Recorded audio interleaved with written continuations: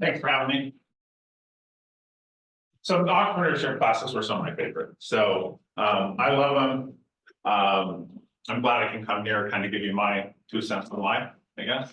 So I worked with, I don't know, 1,000 entrepreneurs over the last 28 years, right? So if you have any questions about entrepreneurship, I'm going to start way back. When I was a kid, I grew up on a boat my parents built, and we were anchored in the harbor. And I was telling Autumn here, my daughter, I was telling her that I had to swim to school. I had to throw my clothes in a garbage bag, swim to shore, change my clothes, and my mom got mad at me. She said, "You shouldn't be telling Autumn stuff like that. You didn't have to do that very often." I said, "It doesn't matter how often you have to do it. When you have to swim to shore to go to school, you remember, especially when it was foggy, because I'd swim and then I'd run into a boat and I'd realize it's too foggy, so I can't see the dock. So then I'd have to start swimming the other way. So then I'd go swim to the dock, change my clothes, walk to school. It was fun as a kid. As an adult, I think 50 square feet is too small. So the donut thing, I brought you guys some donuts today. When I was in high school, I didn't go much, but when I went to high school, I remember I went in one day and I had this teacher named Mr. Bench, wood shop teacher, and I hadn't gone to school all week. So I figured I better bring some donuts. So I go into Mr. Bench and I say, "Hey, Mr. Bench, hey, I'm doing all my work and I brought you some donuts. Can I just come in on Fridays?" And he says, "As long as you get your work done, I don't care." It's a valuable lesson to learn. You're going to work for a lot of people. Most people don't really care if you show up or you don't show up. They really care that you get the job done. Sometimes that's 80 hours a week. Sometimes that's 10 hours a week, but donuts never hurt. So I went here for, I went to school for 9 years in night school. So after not attending high school much, I came to the community college and paid my $20. That's what it was at the time. You take a placement test and they're like, "You're good, go to school." And so I was here for 3 years at night. Even before that, when I got out of high school, I went to pack furniture for a couple years. If you've never worked 16 hours a day for $5 an hour, it kind of puts things in perspective for you. And there's still a lot of people in this country working for minimum wage, working 16 hours a day. But after you do that for a couple years, you realize this is really terrible. Because there's a lot of people that are now my age, an older man, and they're still making $5 an hour too. So a couple things there. So after a couple years, I took one semester, I took the community college. And of course, I started out with the hard classes like film studies and racquetball. And I don't even remember the other one, but I signed up for biology, I think too, but I dropped that one. It was way too difficult. But I did great in the film studies class. In the racquetball, I did excellent too. So that one semester though, I'm like, this is too expensive. And I dropped the class. So I got out the newspaper and I circled every job that paid for tuition. I don't know if you've ever done that. It's a lot easier for you guys now. Who's paying for their own college here? Well, kind of. You're paying your own tuition, or somebody's paying your tuition for you, right? Most of you. You're getting a free ride still. I don't pay for any of my kids' college, so she's tired of my verbal abuse saying get straight A's and you don't have to pay for college. So Autumn's fortunate enough to have gotten straight A's in high school, and so she doesn't have to do that. So she's the opposite of me in high school. Anyway, if you're paying for your own college, there's a lot of employers. Like whatever you're doing for a living, there's probably a similar company that pays for college. So go there.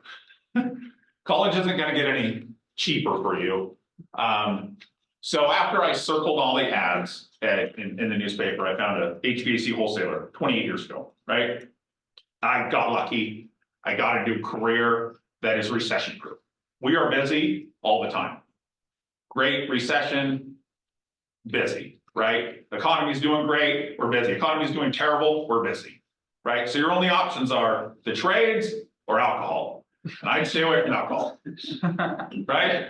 So Jack Daniels is in Tennessee, and I don't recommend going to work in Tennessee or for Jack Daniels. But so there's very few careers that are totally recession proof, right? You can go be a doctor or a lawyer and some of that stuff, but a lot of that stuff's being replaced, like lawyers are being replaced by not just AI, but a lot of it's just being subcontracted out, right? To third world countries, right? And they're not even third world countries anymore, right? India and China, a lot of the heavy mental jobs like lawyers are being subcontracted out basically, right? So if you're choosing a career and you want to be an entrepreneur, I highly recommend the trades. There's huge money. I've had a little backstory here that's really interesting. The last, I would say, 3 years, private equity, because money was free, came into this market. They've spent probably $3 billion in Utah buying home service companies, right? So all this money that they got for free, which is a whole nother conversation, but they came in and they bought all of these companies, right? And then what happened was they paid, a typical company in my industry sells for about 5 to 10 times their net earnings. Like 5 times is okay, maybe 10 times max. So the net profit they get at the end of the year, that's the max somebody's going to pay, right? So if you made $1 million, one of my entrepreneurs made $1 million, somebody might come in and give them somewhere between 5 million, maybe 6 or 7 million 4 or 5 years ago. But private equity came into our market and they said, hey, we've got all this money that we're getting for nothing because interest rates were 0. So we're going to buy all these companies for 15 times, 20 times earnings, 25 times earnings. One company went for 37 times earnings. So if you haven't seen the show Dumb Money, it's great, right? There's a lot of dumb money that was in our industry 3 years ago. Sorry, you missed that opportunity if you wanted to sell to some dumb private equity money. That is drying up quickly. I just wanted to tell you that story because money's changed. Like the climate before COVID versus after COVID, totally different, right? So the other thing you have to realize as an entrepreneur is I have a lot of entrepreneurs that sold, right? So they made 10, 30, 40. One of my contractors sold for $75 million, right? He did well, right? He can't work in our industry because he signed a non-compete, right? So when you sell your business and you sign a non-compete agreement, you're pretty much stuck outside your industry, which is really hard for someone this is all they've done their whole life. And so a lot of these entrepreneurs talk to me and said, hey, I want to sell my business. I said, you should. Like, you're never going to get this kind of money again. But just realize in a year from now, they're going to fire you. They're not going to fire me.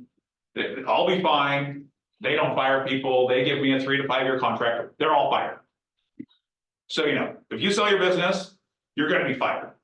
If you give away more than 50% of your equity in your company, you're going to be fired. If you don't believe it, go talk to some other entrepreneurs. They all got fired, or they got laid off, or there were a whole bunch of decisions that were totally out of their control, right?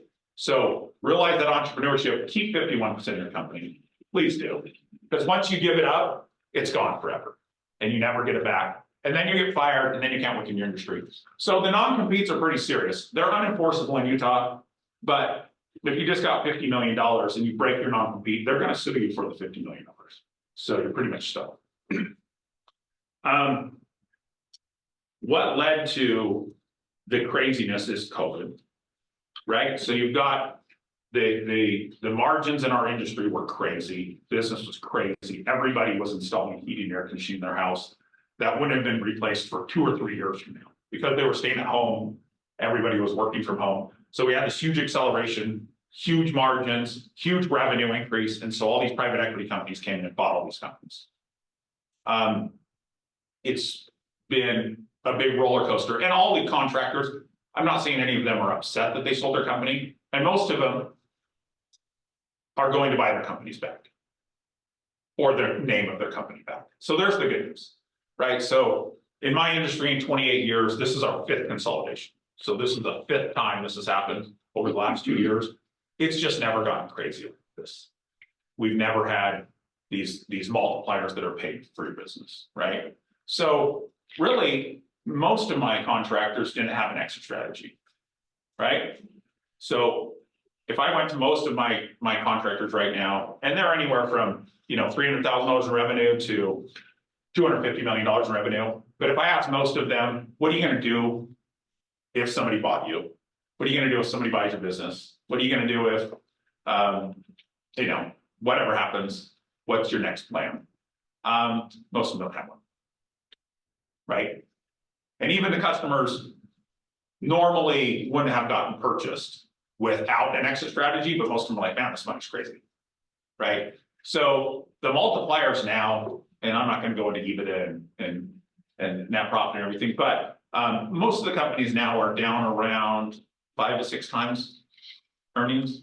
That's kind of where we're back to.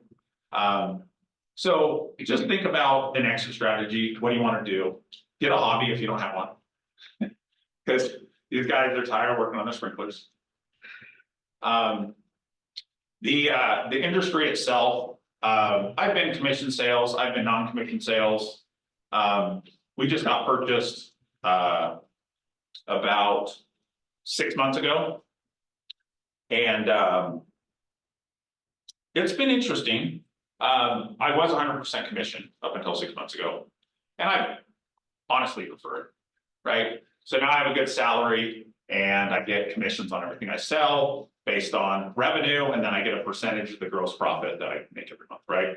So it's not the best place for an entrepreneur to be. If you really love to work hard and you really like to make more money by working more, then take a 100% commission job. You'll make a lot more money, right? I could make 50% more 6 months ago than I can now because I was 100% commission. So the upside was unlimited, and now my upside is somewhat limited because they're giving us a salary, right? Unless you really need a salary, I'd recommend not taking one. So anyway, if you guys have any questions at any time, let me know. So pay structure, just I would say the world is very open to negotiation, and it always has been, right? So we pay people $17 an hour if they come into work for like my branch or whatever, right? If they ask for 20, we'll pay them 20. If they ask for 25 and they're somewhat knowledgeable, then we'll give them 25. If they are a little smarter than that and they have some experience, maybe we'll pay them 30, right? So the difference between the $17 an hour person and the $30 an hour person, not a whole lot, right? The one person's asking for $30 an hour. The other person's saying, I'll accept 17, right? Negotiate, right? You never split the difference of it. Great book.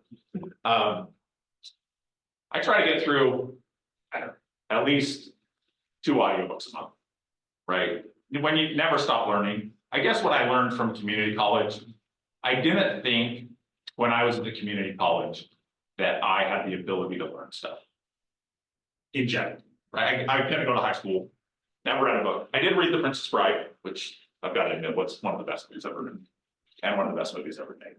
But besides The Princess Bride, I didn't do too well. But when I came to community college, I got straight A's. It was great. Found an employer to pay for it. That company actually closed after 5 years.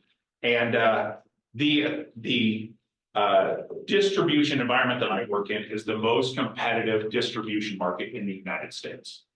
The margins are the lowest margins for distributors anywhere in the country. We have the most HVAC companies per capita compared to any metropolitan area in the country, right? So we have a lot of entrepreneurs in this space, right? So if you want to get into the HVAC business, it's a great business. Just realize you have 1,000 competitors, right? I have 22 competitors in this market. Most competitors, my parent company, most of them have about 5, right? So we're overly saturated with competitors, right? So that makes my job pretty interesting, right? I get paid on the margin that I make, but I'm in the lowest price market in the United States, competing with 22 other people that are just like me, that can buy the same donuts I can, right? So generally I don't bring donuts to people. I bring people whatever their favorite treat is, whether that's Jack Daniels, cheesecake, whatever, right? So funny story there. I did buy this guy 32 cases of beer once, and he races chariots. I don't know if you know, there's still chariot racing in Ogden.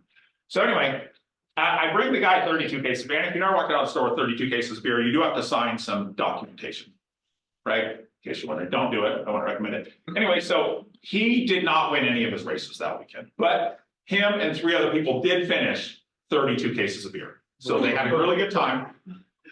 And I did watch them, they had a good time. So you do a lot of stuff. So sales isn't about, so this is really unusual for me.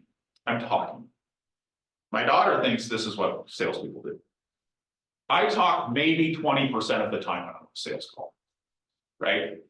If you're getting into sales to think, I'm gonna go talk to a whole bunch of people and it's gonna be great. No, you're gonna go ask somebody how their day is, and then you're gonna shut up. That's sales. Sales is not, I'm gonna convince you, I'm gonna persuade you, and I'm sure there are sales like that, right? Wholesale distribution, and I would say most B2B business, right, business to business, it's not about talking. It's not about dropping your solution to their problem. They don't even know they have a problem. And like me, most people have 30 or 40 or 50 other people that do exactly what you do. Sell a very similar product. So what's going to differentiate you from everybody else, right? So this trade's been good because I've been in it 28 years, right? So I can go work for any of my 21 competitors, 22 competitors in this market, and they'll all pay me a pretty good wage because I know what I'm doing and I know a lot of people, right? So knowledge is really important though too. There's plenty of people that know a lot of people, they don't have the knowledge, right? You have to have some, find an industry you love. For me, it's been easy because I'm kind of nerdy. I really love to learn every day. I really love mechanical products. I do a lot of stuff for my customers, like at Christmas time, I Facebook stalk them because they're older people, right? They have Facebook.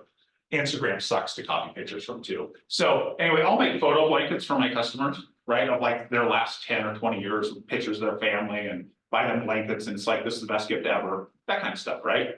So sales is really about personal connections, right? It doesn't matter what you do. Doesn't matter what you're selling.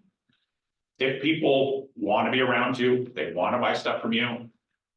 They can buy very similar products just like mine from all my competitors. What's the difference, right?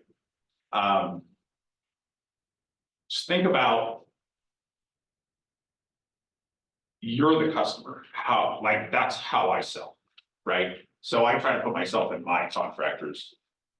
Like, what would they want me to do, right? When I go in to see my customers, what do they want? If I'm them, what do I think they want, right? So I'm always putting myself in your clients' shoes, right? Because at the end of the day, nobody wants to talk to salespeople. Nobody wants another sales pitch. Nobody wants to change their product. Nobody wants to move to a different line. It's a headache. It's culture. So when I first got started, after that first company closed for 5 years, I was an inside sales guy, and I'm like, I'm going to be outside sales. And I went around and talked to a whole bunch of people. I was at you, and things were great. And I think, I really want to get into sales. This is great. And what really got me into sales is I would go in every day. For a second here. So this is like in 99, 2000. This is back when people got checks, and I'd hold up the salesman's checks like this, and I could see through the light how much they got paid. And I was like, this is ridiculous. These guys are coming in flip-flops, shorts, t-shirts. I mean, sometimes they dress up with a pair of khakis, but in general, I was a inside sales guy making $15 an hour or whatever, and these guys are making 100 grand a year, 200 grand a year, and I'm like, I'm definitely in the wrong position, right? So I had long hair, a little longer than my daughter's there. I said, I really need to get into sales, and my boss says, you're gonna have to cut your hair if you want to be a salesperson. I said, cut my hair, my goatee. I mean, I was looking good for a kid.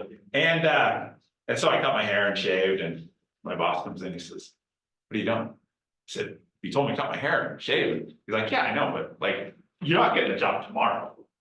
So anyway, keep your hair as long as you can. Enjoy your life, enjoy being young. Because you're not young forever, and you can't just, you can't let yourself go all the time. So enjoy it.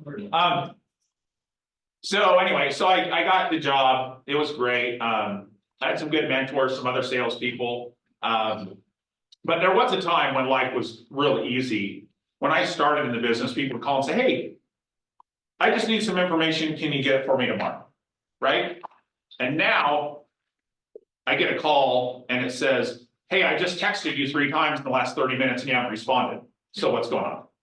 Right? So times have changed, right? When I started in the industry, the salespeople were wearing pagers. Pretty close, just starting to get phones. You know, there were huge block phones, but now times have changed, right? So everybody expects instantaneous responses right now. Hey, why haven't you called me back? It's been 20 minutes or 30 minutes. Or, hey, I already emailed you to get my emails. Yeah, it's been like 7 minutes. So, yeah, so expectations of homeowners, expectations of business owners, B2B business is nothing like it was when I started this industry. But at the same time, if you don't return those calls, it's still the same. If you return all those calls, you get back to all those people, you take care of everybody, even if you're not making money, right? No matter what industry I'm in a small industry. I shouldn't say it's really small. Like, I have a little Facebook page in my industry. It's got, 1,000 people in it, whatever, just contractors. It's a pretty small industry. So I'll give you this story just because it's important. One of my largest customers right now, I think about probably $2 million for me. Anyway, I take them to lunch 3 or 4 years ago, knowing them for 20 years. Take them to lunch and say, hey, I'd really like you to, buy my products. We've known each other forever.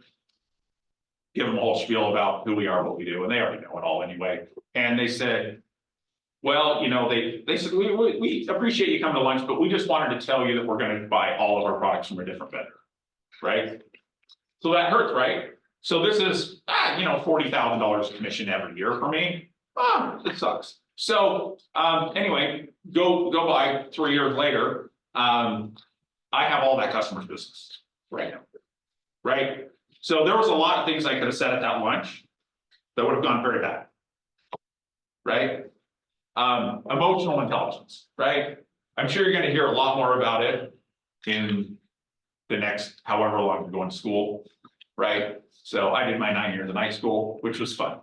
Enjoyed college, right? I spent a lot of time at the Pi in the basement studying and doing other things, but studying still up there, I had a lot of fun. So enjoy your college experience, right? This is a once, lifetime, whatever it is. So take the advantage and make some great friends and have some great study groups and all that stuff. Anyway, I know I'm all over the board, but just don't worry about it. It'll all come together at the end. So when I went up to the U, and the first thing they give you this thing in your MBA class, right? Which is ridiculously expensive, and I'm glad I didn't have to pay for it. So I did. Unfortunately, I'll tell you what I learned that probably impacted my life more than all the other MBA classes. Is anybody planning on going to master's, getting their MBA? Right? Okay. Good for you. Definitely find someone that will pay for it. They're probably going to make you sign a 2 or a 3 year commitment to stay with them. That's okay. I broke mine. My new company actually paid for it. So I went and said, hey, I'm going to need like 10 grand to come work for you. So, I decided to interview some people. My corporation I was working for had become pretty toxic at the time. And I said, I'm going to need like 10 grand to come work for you. No problem. Anything else? Oh. Well, yeah, yes. Yeah, I need 2 weeks extra vacation. Okay, anything else? We can only give you 1 extra week, by the way. So anything else you need? No. If you'll just write a check for 10 grand after taxes and give me an extra week vacation instead of 2, we can do that. And they did. So don't worry about it when you sign those agreements. Your MBA will easily make up for any sign-on bonus that you need to get from another company to pay that one off. So don't worry about that. Just sign it and say thank you and keep going. So they tell you the story at the beginning of the MBA, and it's going to be a different story wherever you go. And it's going to be about some fishing village somewhere. Does anybody know the story? Repeat. An MBA shows up at a fishing village. Fishing village, okay. A fishing village. And it's somewhere in Europe or whatever. And they go in and they say, an MBA shows up, right? Because we're super smart people. And we say, man, look at all these fishing vessels. And man, we can make so much money here. And then they go grab one of the guys.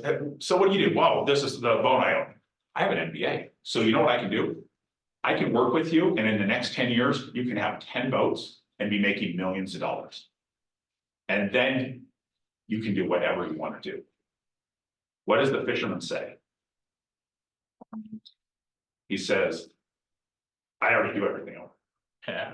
Right? So he goes back to his village every night, has dinner, plays the guitar, and hangs out with his friends. Right? So the MBA, it's great, but put life in perspective, right? Don't go work for 10 years to make a whole bunch of money. I have a lot of contractors that are worth $100 million. They're no longer married, right? They don't have a lot of friends. They are very successful, right?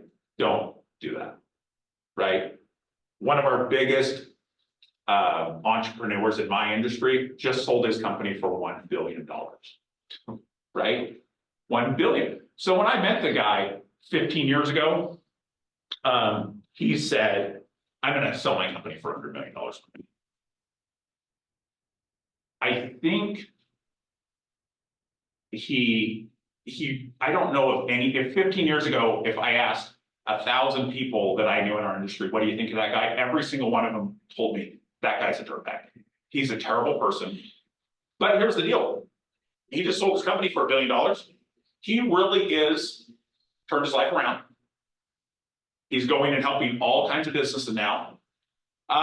So there is like, this is the Scrooge story, right? He woke up and said, I really wasn't able to everybody. Totally able. But he sold his company for $1 billion. I've got nothing to do now. I should go give back to all the people that I crushed, that I put out of business, that I fired. So there is redemption, right? Besides Princess Bride, Shawshank Redemption. That's a good show. So yeah, there's redemption in these businesses. But the point with the MBA story is the MBA's got it wrong, right? So there's a lot of things I could have done. There's a lot of jobs that will pay me twice as much as what I make to travel. I traveled for 2 years. Don't travel. It's never worth it. It never compensates you enough to miss your family, right? Doesn't matter what they say. So I did it for 2 years. It was fine. I covered Vegas. I covered part of California, some other parts of Nevada. Went to a lot of regional meetings, fired a lot of salespeople, hired a lot of salespeople. That was great, right? I really learned a lot about how to manage people, how to hire people. So it was a great experience. But you don't have to travel to do that. You want to manage a sales team, go be a successful salesperson, go manage a sales team. I found that managing people sucks. Firing people is really hard. Hiring people is great. Right? I love to hire good, quality, professional people. And I never minded firing the people who needed to be fired. Right? At my company that I worked for 9 years, I had to fire people. We had to write 6 write-ups. 6. Once a month for 6 months to fire somebody. Right? So if you're working for a large corporation, don't worry about getting fired either. It's pretty unfair. Right? Everybody makes mistakes. But don't intentionally make them. It's been it was very interesting, but I had to travel, and my last, actually, that was the first 2 years, and I stayed with that company for 7 more years. But I'm giving you this story just to really, really think about it before you travel. Really think about how much more money are you going to make? I was probably making an extra 40 or 50 grand, but 1 month I was gone 4 weeks that month, right? Basically Monday through Thursday, Monday through Friday. I got 4 kids. She's my oldest, so I got an 11-year-old. And 14 and 17 now, yeah. It's been, it was just, yeah, just don't do it, right? No matter what they do. You know, I actually did say, you know, when my boss, I said, I'm stepping down, I'd rather just be a salesman for a company, I can't do this anymore, it's not worth the trouble. And she said, hey, look, what do you want? And I said, seriously, what do I want? I'll take 300,000, I'll do it for 1 more year. And she's like, you're crazy. And I said, okay, well then I'll just be a salesman again. So sales wise, like I said, I'm all commission. You know, at my old company, it was a pretty huge corporation, so they kind of fit everybody into a box. There, I make about 200 grand a year, which was okay. I mean, there's been some inflation. So you guys may think 100,000. I used to think $100,000 was a lot of money. I made $100,000 for 10 years. It's not, and it's not anymore, right? What do you have to make now to buy a house? Let's see. What do you have to make to just buy the average house in Utah now? Net like 100, Like- 150. You're talking about paying cash for that? No, just to qualify for the average house, how much do you need to make? Oh, 130? it's over 100, it's probably I close think to it's 200. like 200. I just heard it was 120. To buy the average medium house in Utah, you have to make at least 120. That's assuming you don't have any debt. That's assuming you don't have any car payments, right? It's crazy. Like if you're going to go work somewhere and you're not gonna make 120 grand, then keep looking, right? Increase your skill set and make at least 120. So my company now, it's been okay. My salary right now is 120. It's okay. I should make at least double that off my commissions. So it's good, right? I make 240. I don't have a mortgage payment. I don't have any car payments, stuff like that, right? And you think, man, you must be doing great. It's amazing how much Costco costs. And Sam's Club. And my wife gets mad at me out of our vacation budget. But you know, we just went to New Zealand and it was great. Find a company that has company trips every year. I have been fortunate that I've been able to go to Jamaica, Costa Rica this year, Jamaica, Cancun. The New Zealand was great. We got to go to Alaska in August and stuff. Like my vacation budget's getting bigger and bigger as my disposable income's getting bigger and bigger. But I'm really like a Dave Ramsey kind of guy, right? And it's not, if you want to be truly successful, Dave Ramsey's not your guy, right? Susie Orman, not your person.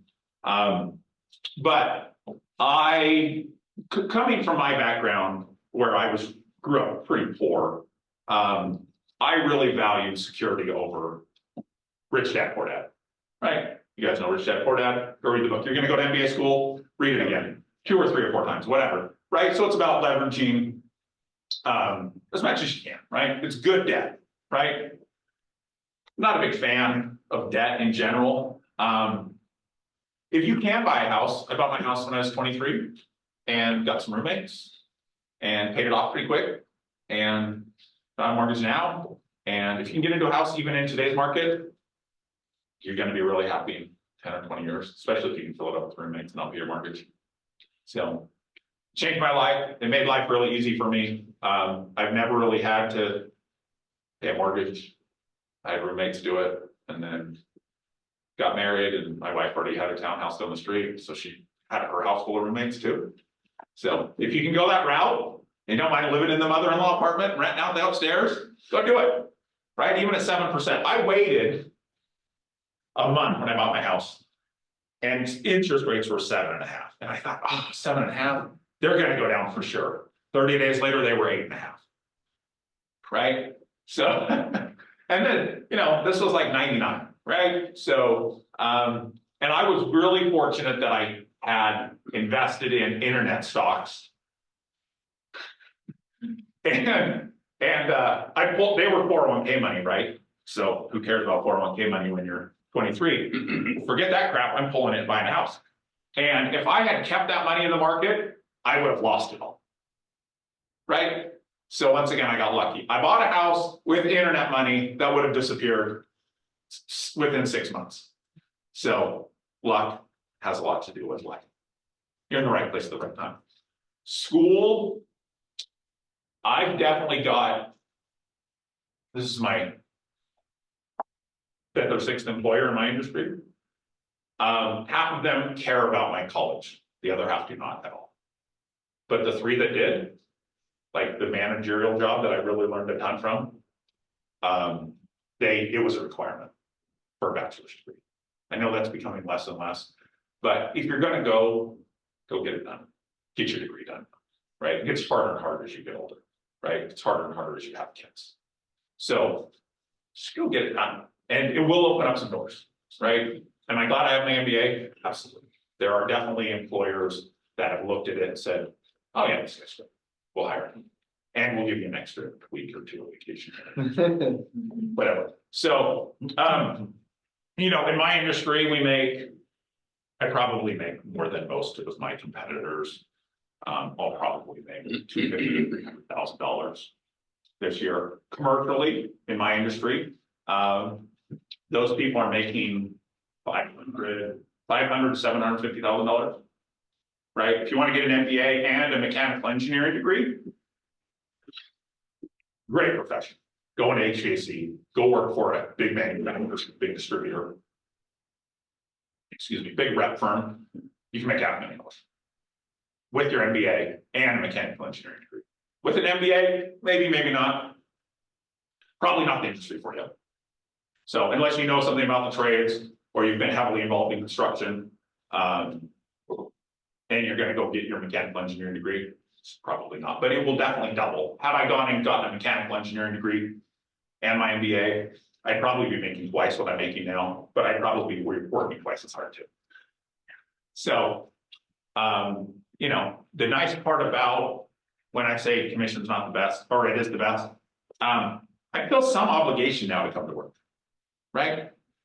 Because I have a salary of 10 grand a month, right? So I feel some obligation to actually go to work.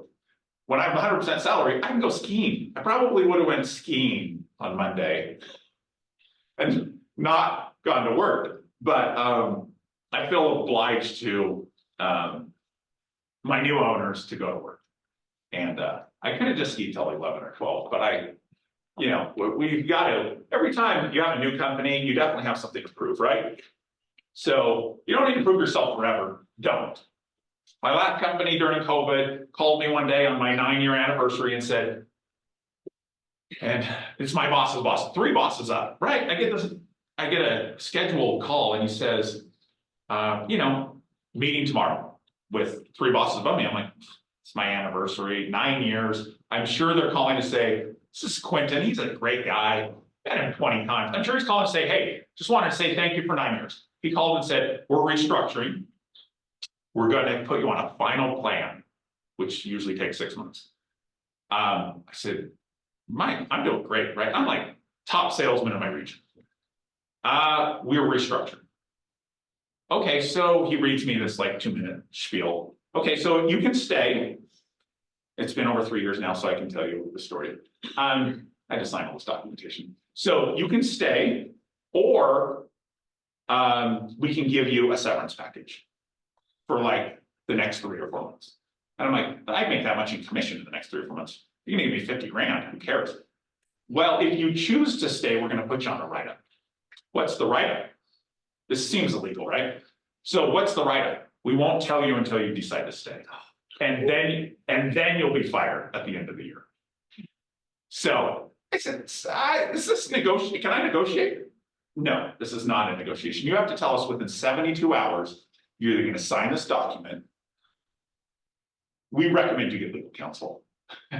Said, so you're going to give me 50 grand and I get to leave? Like, well, yeah, because if you stay, you're going to get fired anyway. I'm like, oh, I'll have this back to you in an hour. Right? Like, this is no brainer. You're paying me to leave the company and you're going to fire me anyway. So anyway, long story there. You're going to go work for a big corporation. They don't care about you. They don't. Don't believe they do. You're an entrepreneur. You don't do that to your people. Right. So they hired somebody that makes half of what I made at that previous company. They don't know what they're doing. Nobody likes them. They're from outside the industry. They're smart, but they're new to the industry. And they're not doing very good. And I talked to all my previous, colleagues, and they're like, they suck. It's terrible. We miss you. I'm like, yeah, I know, but I make an extra 100 grand where I'm at now. So everything works out, right? So I had like 20 interviews that week. And I went home to my wife and said, hey, I got fired today, but I'm getting 50 grand and I'm going to go interview at a bunch of places. And I had like 20 people call me and offer me jobs. And most of them I said, yeah, I just want half your company. And they all laughed at me and said, ha, you're stupid. But we'd love to have you come sell for us. And I said, no, actually, I'm serious about the equity position, right? Ask for it. If you don't ask, you're never going to get it. Ask for an equity position, any company you work for, even if it's fractional percentages. Ask for it. Even ask for it at a lower salary, right? I don't currently own any equity in the company I work for. I did ask for it several times. I asked for it every year for the last 3 years, and we actually sold out, right? So everybody, it would have been great to buy in. I never had the opportunity to, but if you have the opportunity to buy into a company, especially one that you're working for, it definitely helps you get up in the morning to say, hey, I own 1, 2, 3, 4, 5%, 10% of this company. And you have an extra motivation to make the company successful, right? So ask for equity, ask for extra vacation, and then I try to make that 1 month vacation turn into 8 weeks because it's what I do, right? So, but just ask, right? I think it's the most underrated skill. Who wants to be a salesperson in here? Well, whether you want to be or not, you are. You want a job? You want the best job? You want the job you love? Don't just send in a resume, show up. Right? Don't send a resume, don't send emails. People say, I really want to work here. It's my dream job. If it's your dream job, did anybody see A Million Miles Away? Anybody? Astronaut farmer guy? Go watch it, right? He applies to NASA 9 times, right? Immigrant farmer guy. Anyway, it's awesome. He shows up at NASA after applying 9 times. If you're not going to show up, then you don't really care, right? That's just life in general. But if you really want a job, you really want to work for a company, go show up. Go to the office. Go to the manager. Go talk to them. Go tell them you work for free. Serious. I'm serious if you got the money to do it. If that's where you really want to end up. Because people respect that you're going to show up and you're going to work hard. And it's not about money. At the end of the day, it's always about money. But it's about the money and about being happy with where you want to work. Right? So it's the negotiation in life, there's lots to negotiate, but your pay structure is definitely one of the things that you have a lot of control over and you probably don't realize you do. Right? I made the mistake at plenty of places not asking for more.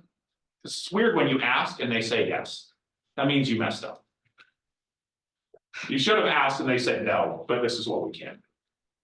So remember when you get a yes, you messed up.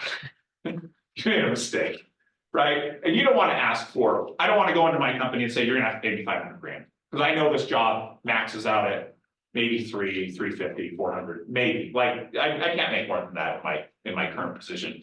But you can always ask for a little more. You can always ask for car allowances, you can always ask for a bigger credit card limit. You can negotiate a lot of things that people don't think about negotiating. They just accept jobs. When I went to the U and got my MBA, it was really, because you're going to go, some of you are, some of you are not. It's just, if you're getting an undergraduate in business, I don't know if I'd even recommend it. I thought it was boring. I thought the entrepreneurship classes were great. We had some really great people come and talk to us, really influential of how they got their business started, what was successful, what wasn't successful. But it's really a regurgitation of your undergraduate degree, right? So you're there to network, you're there to meet people. Most of the people in my MBA class got jobs through other people in my MBA class, right? So that's why you're going to MBA school, right? That's why you're going to go get a master's. Because if you think you're going to learn, I'm going to learn a whole bunch of finance, I'm going to learn a whole bunch of accounting, and unless you want to get a CPA, if I had to do it again, I would not have gotten an undergraduate in business. I would have gotten an undergraduate in, I don't know, something else. I mean, whether it was mechanical engineering or something more finance or more marketing, and then go get an MBA, right? Just once you kind of take straight business administration classes, the MBA is just more advanced business administration classes, right? So everyone was struggling the first year where I'm like, this is what I've been doing for the last year anyway. It's just a regurgitation of your last year of your graduate program, the first year of the MBA. So I just realized that, right? So focus a little bit on something else. It would have been helpful for me, and it would have, I think, been much more educational for me to like expand my horizons into some other degree, no matter what it was, and then go get me MBA, and then go get your MBA. So it's funny, I finished my undergraduate and I said, you know what, MBA, I got this new job, they pay for school, I should go do that. So I look online and the U says, I have 1 week. And so I take a GMAT. If you don't know what that is, you're gonna have to take a test. And then you're gonna have to take a test, and then you're gonna go into And then it's basically a placement test, but for master's programs. And I didn't do too well after a week of studying. And anyway, I got in anyway. It's the U. It's not crazy. Maybe it's more competitive now, but you definitely forget the math. So if you ever got to take that test, remember the math. I took college algebra again because I had to get again because I was the 49th percentile, you know, 50th. I went and took a placement test. I had to get 75. I got 73. Anyway, college algebra the third time. I got an A for the third time. You just forget stuff, right? So anyway, speaking to all my entrepreneurs, I manage right now about 35 contractors, anywhere from 50,000 to $3 million. I try to help them with their business if they'll let me. I do take them donuts and dessert and whatever else. But it's really nice. Like for me, my job's kind of my dream job. I get to be on the computer for 3 or 4 hours a day. I get to go talk to customers 3 or 4 hours a day. I get to listen to an hour or two of audiobooks as I drive around. Like my days, there's a lot of people that work really hard in this world for a lot less money than me. And I've been that person that's worked a lot harder for a lot less money. So you appreciate what you have when you have it. So whatever that dream is, like, I don't know what yours is, and you may not know what it is either. If you do, that's great. I keep telling Autumn, what's your dream? It's hard to know. Like, what do you really want to do? Like, what's the ideal job? When I say go to work for somebody for free, if you really want to work there and that's your dream job, then go do it, right?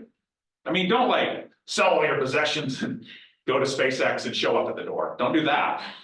But, well, maybe. I mean, if you're young enough and you've got a little bit of money in the bank,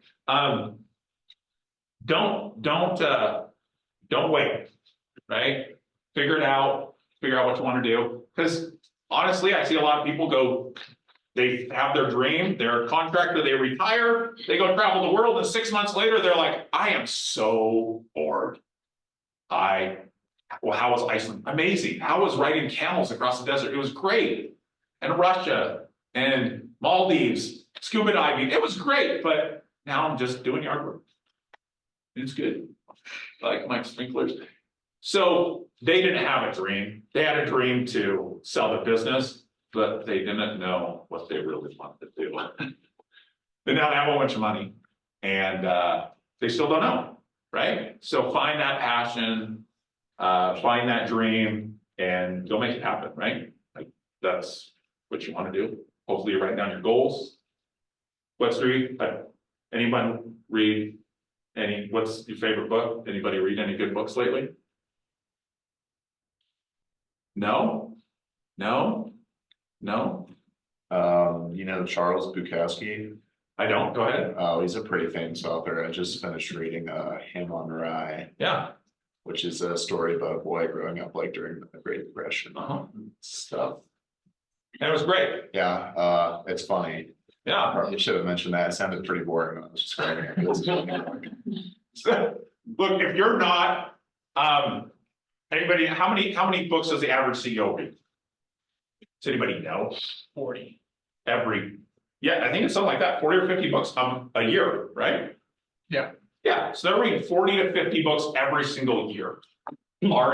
Like whether you're in entrepreneurship or not, whether you're like a sales position, like you have to think like the CEO, right? So what do CEOs do? What do people do that run an entire company? And it doesn't matter which position inside of that company, you should still think like the CEO of the company. How can I make this company better? Because they may lay you off one day, that's true. But you're going to be a lot more valuable if you know how every part of the company works, right? So if you're not reading at least a book a month, I don't know, come work for one of my HVAC contractors and install stuff because they're going to pay you 100, 200 grand a year to install HVAC products if you don't want to read books, right? So you're going to learn a lot, right? No matter what book. I do listen to a lot of humorous books too, because there is a lot of value in laughing and having a good time and enjoying life. And I do listen to a lot of fictional books, but every other book, right? Every other book should probably be nonfiction, business-based, entrepreneurship-based. We just listened to I always make my kids listen to a book. We listened to Elon Musk's book on our New Zealand trip. And it said the F word far too many times, but most of them were legitimate. Yeah, it's great. Just take the time. Audiobooks, it's amazing. Right, you can get any book you want. You may have to wait 6-8 weeks for it, or 10 or 20 weeks or whatever. I always have 10 books in queue. And when they come up, I listen to them. Some are 4 hours, some are 40 hours. Anything over 50, I buy an Audible. Right? But take your time, you know? Read a book, get an audiobook. I, having not read a book in high school, I was real smart. I think when I left community college, after 3 years at night school, I was reading about 100 pages an hour. Like, I was kind of at the top of my game. I don't know what's happened since, but I used to read a lot. And the more you read, the faster you read, the more you comprehend the books, the more you can comprehend the next book. And they kind of build on this, right? But anyway, We're pretty much on. yeah. If you guys have any questions, you know, anytime. Go make some money, go live your dreams.